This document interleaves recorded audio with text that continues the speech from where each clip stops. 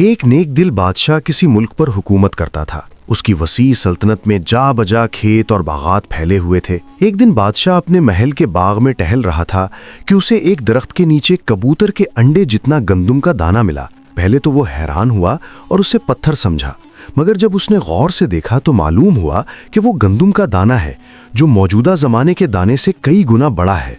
बादशाह ने फौरन बाग के माली को बुलाया और उससे पूछा, हमें इस गंदुम के दाने के बारे में बताओ, ये कहाँ से आया है। बेचारा माली परेशान हो गया क्योंकि वो खुद इतना बड़ा गंदुम का दाना पहली बार देख रहा था। उसने जवाब दिया, बादशाह सलामत, मैंने ऐसा दाना आज से पहले ना देखा और ना इसके बारे में कभी सुना। शायद आपके वजीरों में से किसी को इसके बारे में इल्म हो। बादशाह को ये मशवरा अच्छा लग गया। उसने फौरन तमाम वजीरों को दरबार में बुलवा लिया। जब सब आ गए तो उसने एक प्लेट में रखे गंदुम के दाने की तरफ इशारा करके कहा, आज हमें ये बड़ा सा गंदुम का दाना अपने बाग में मिला है, जिसे शायद कोई परिंदा वगैरह उठाकर लाया होगा। आप में से किसी को इसके बारे में मालूम है कि ये कहाँ से आ सकता है और कहाँ इतने बड़े दानों वाली गंदुम उगती है।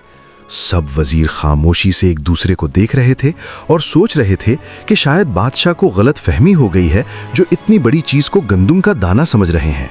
मगर जब उन्होंने इसे छू कर देखा तो वो भी हैरान रह गए।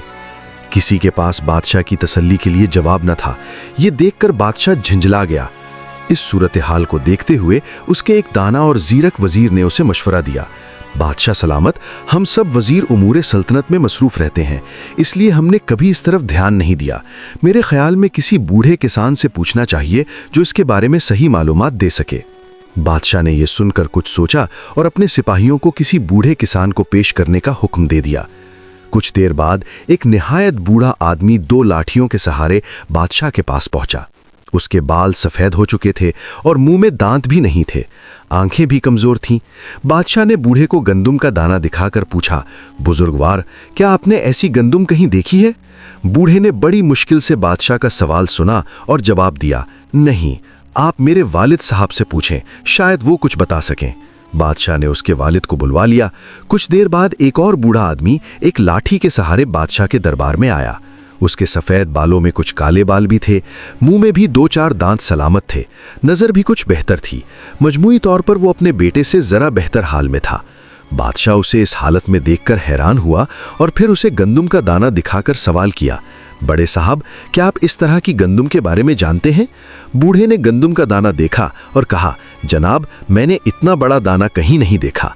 हमारे ज़माने में गंदुम का दाना बड़ा तो था, मगर ये तो काफ़ी बड़ा है। शायद मेरे वालिद आपको कुछ बता सकें। बादशाह ने बेचैनी के आलम में उस बूढ़े के बाप को दरबार में बुलवा लिया। कुछ देर बाद एक शख्स बगैर किसी सहारे के दरबार में दाखिल हुआ। उसके सर के बाल आधे सफ़ेद और आधे काले थे। मुंह में दांत भी अपने बेटे और पोते से ज़्यादा थे, यानी ये बूढ़ा सेहत के मामले में अपने बेटे और पोते से कई गुना अच्छे हाल में था, हालांकि ये काफ़ी बड़ी उम्र का था। बादशाह उसे देखकर मजीद हैरान हो गया। उसने बूढ़े को गंदुम का दाना दिखाकर पूछा, हजरत, क्या आपने ऐसी गंदुम कहीं देखी है?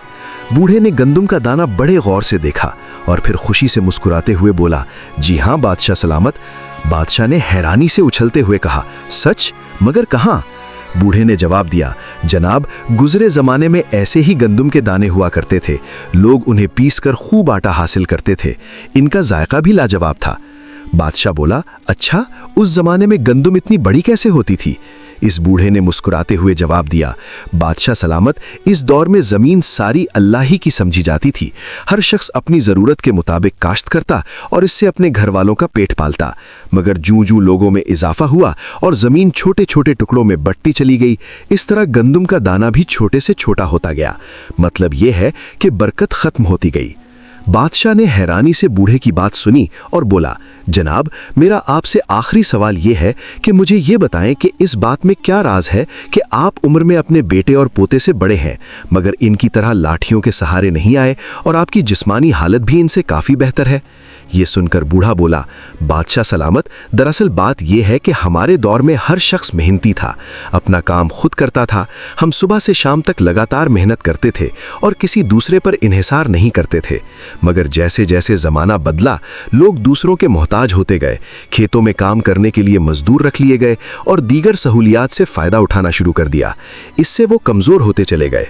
मेरा बेटा एक लाठी के सहारे आया, मतलब उसने दूसरों पर इन्हिसार तो किया, मगर कुछ कम। جبکہ میرا پوتا 2 لاٹھیوں کے سہارے آیا، مطلب وہ مکمل طور پر دوسروں سے کام لیتا ہے۔ آج کے لوگ اسی لیے کمزور اور ناتواں ہیں۔ بادشاہ اس بوڑھے سے بہت متاثر ہوا، اس نے اسے انعام دے کر اپنے دربار میں مشیر رکھ لیا۔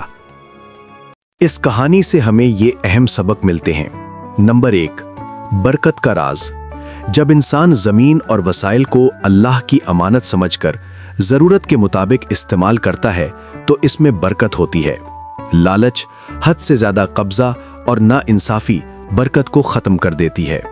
نمبر 2، محنت میں طاقت ہے۔ جو لوگ اپنا کام خود کرتے ہیں اور محنت کو زندگی کا حصہ بناتے ہیں، وہ بڑھاپے میں بھی مضبوط اور صحت مند رہتے ہیں۔ آرام طلبی اور دوسروں پر حد سے زیادہ انحصار انسان کو کمزور بنا دیتا ہے۔ نمبر 3، سادگی بہترین دولت ہے۔ پرانے زمانے کے لوگ سادہ زندگی گزارتے تھے، اسی لیے ان کی خوراک میں بھی قوت اور ذائقہ تھا اور جسم میں بھی طاقت۔ نمبر 4، تجربہ عمر سے بڑا استاد ہے۔ اصل علم عہدے یا طاقت میں نہیں بلکہ تجربے اور مشاہدے میں ہوتا ہے۔ اسی لیے بادشاہ کو ایک بوڑھے کسان سے اصل حقیقت معلوم ہوئی۔ نمبر 5، قوموں کا زوال آہستہ آہستہ ہوتا ہے۔